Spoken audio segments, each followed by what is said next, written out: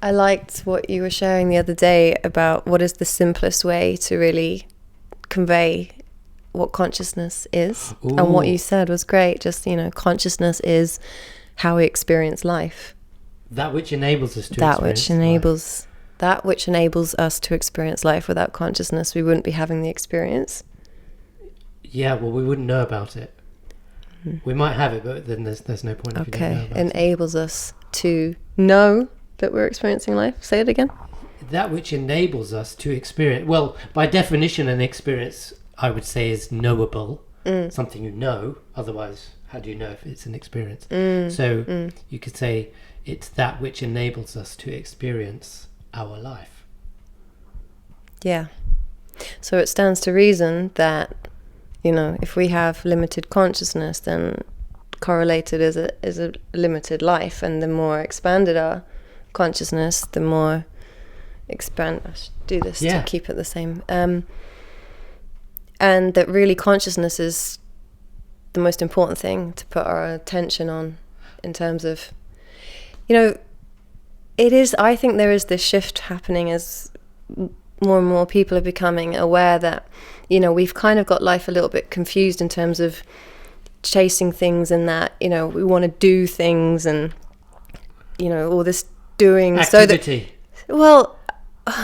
I have been there. I was freaking out, having a breakdown. What am I going to do? How am I going to make it work? It's massively anxiety inducing. Yeah. But why am I thinking that? Because I'm thinking, what do I need to do so I can be happy, content, fulfilled, whatever it is? Yeah. But we know through the experience of TM that it's being that comes first. And, from that state of being, all else follows. And so that shift away now from people not putting so much attention on kind of that accumulation factor that comes from having the right job to enable, to live here, have all that kind of thing. There is, I think, this sense that all of it is meaningless without the level of consciousness which would allow us to enjoy whatever it is that we're able to create. Yeah. I mean, it's the material and the spirit versus the spiritual, isn't it? Yeah. Because if you only know, or you're predominantly skewed towards the material, then that can feel very soulless. It's the old hamster wheel. So many. It's so great when people climb to that, whatever the top is, and then it's empty. Yeah. Nothing here. Yeah. Nothing. Yeah. And it's great. I love people when they're doing this, and it's wonderful. It's like it's maybe a bit hard for some people to accept, like easy for you to say kind of thing. Well, yeah, it's like hearing a rich person say that money's not everything. But yeah, but at least they know that. Yeah. But I think coming back to why it's so worthwhile to develop your consciousness is, we know that, like, let's think of an example. If you're a very worried, stressed person, even if you had, that strike of fortune, like, you've been worried about money, but then all of a sudden something shifts. Let's say a lot of cash came your way and you could buy your dream home, and all these things that felt far away would suddenly land in your lap. But if you are someone who is habituated in a state of worry and stress, it wouldn't take long before you found all the things to keep on worrying about and still be stressed about. Worry begets worry, stress begets stress. Well, it's like the way I always see it is like your state of consciousness is like a pair of glasses, and if they're foggy and dirty, everything that is experienced through that lens will be foggy and dirty. So if you're searching for something, whenever you find it, that part, if you're restless, then you'll just be searching for another thing, and on and on and on and on and on. Yeah, I mean, one thing is for sure. You asked me earlier, what is it that people are seeking with TM in your experience as a teacher, and it is something along these lines. It's this recognition now that really positive change is the inside job, that cliche, but it is there. We can tweak the external effects, and we can try new jobs, new relationships, new countries to live in, all this kind of thing, but you know, whoever we are is whoever we take along, and then we recreate the same experiences. We do that. That's the Zen saying, isn't it? Yeah. Wherever you go, there you are. Yeah, there you are. Exactly. But this is big because it brings that point of power back. A lot of anxiety is caused by feeling that powerlessness, like things are just happening, life is just happening, can't keep up, overwhelming. These are the triggers for anxiety. So suddenly just being like, the point of change is within me, and then reaching for something that is so accessible and easy to practice, like TM, and then finding that things unfold so naturally from that point. We talked about, well, how different it is to be making all the tiny gazillion little decisions we make in the day from that place of ease and flow. Life becomes something very different very quickly. There's a principle, isn't there? You could even say a law that, you know, whatever we are, our external reality needs to kind of match that. There's an alignment thing that happens, so that these internal shifts, that's what brings real change that's sustained and endures, and that we want as well. Yeah. ADHD. Have you taught people with ADHD? If so, what's the story? What have you found? Yeah, it definitely seems to be on the rise. There's an increase of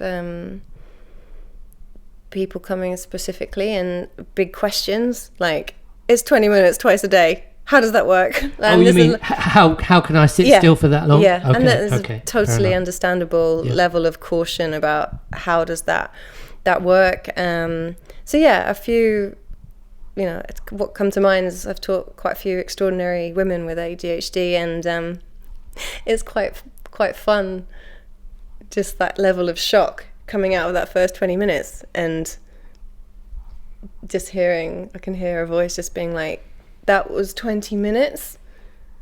That was 20 minutes? And you mean it went a lot quicker than they so thought. Quick and so easy, and I went so deep. And you've taught people with ADHD and it was okay. They liked it. Yeah, they liked it a lot. Okay. Yeah. It worked. They could sit still and do their 20. They could sit still, and they were amazed at it, and amazed at also being able to sleep and rest afterwards, and just feeling that center and how different it is to feel that shift. Any other topics? Exhaustion. Are you so Gemma, how old is your little one? Oh god, I keep losing track. 16, 17 months. 17 months. Gemma has a 17-month-old girl. Have you managed to meditate with the little one? Because I've taught a few young mothers. They find it really hard to find the time. And when they sit and meditate, they just conk out. So what's your experience? It's a real battle to get the 20 minutes, but it makes such a difference. It really helps to have your partner on board. So I'm really lucky that, you know, there's no question in our household that, you know, Philippe is going to support me to do my meditation in the morning, because it benefits everyone. It clearly does. I taught quite a few parents before I became a mother, and I didn't get it. I didn't get why it was so difficult for them to find the time during the course. Of course, my perspective has completely changed now. I totally get it now. It's amazing. How can that be the case, that you can't find 20 minutes for yourself? So I experienced for a while what it was like not to have TM, and I had that point of contrast, you know, just being like, life's different when you don't have your twice a day in there. It is different. It made me more compassionate for, I don't know, my family members who don't practice TM and don't have that spaciousness, I guess, within them, and all the rest. So it's been a really interesting journey, but I know that TM helped me so much during pregnancy. I know that I just, you know, to be at this point on this journey, motherhood, it's so different to be going through all this transformation with something like transcendental meditation. It's taken a lot of the fear out and frees me up to enjoy so much. And it makes me a bit emotional to think how different it would be without TM, you know. So I love it. I love family life with TM in it. I'd like to do the little game of, can you sum it up in 5 words? 5 words. What TM is, or just what comes to mind? What comes to mind now, you know, because 4 years ago it could have been different, or when you first learnt, but now... Expansion. You know, for you. Expansion. Flow.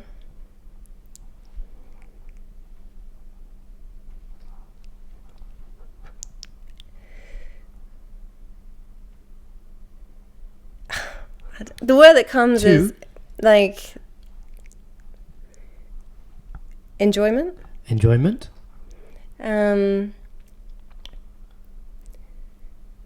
What's this? What's the word for this? Centering or centeredness or integrity, grounding. All of that. All of those. All of those. We've cheated. We've already gone over.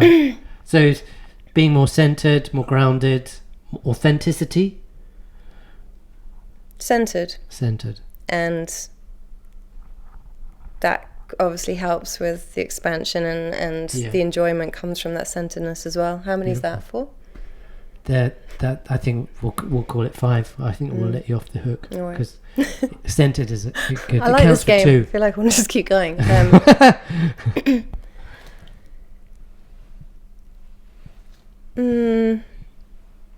Clearness. Okay. Definitely clearness. Gemma, thank you for making it here, even though you suffer from very little sleep on this Sunday morning. Yeah. To Hackney, coming all the way from the rural where? Saffron Walden? Saffron Walden. All this way on a Sunday morning. What a start. Yeah. So thank you. It's a bit like teaching, and there's not many things I'd rather be doing. Okay. I say this a lot with the intro talks because, you know, you do feel...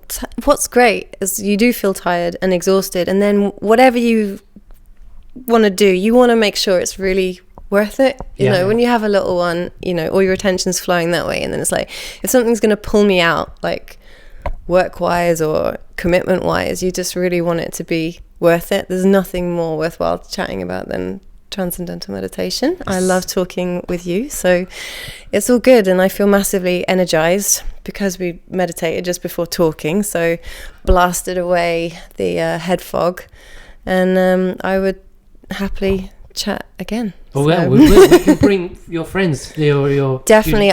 There's so many people I'd love to bring in to have a talk, so let's do that. Yeah. Hackney Part 3. Yeah, definitely. In Ruth's lovely flat. Yeah, and she says yes. Yeah, I mean, yeah. There's a lot more to talk about. That's fun. Okay, thank you. Thank you. Hooray.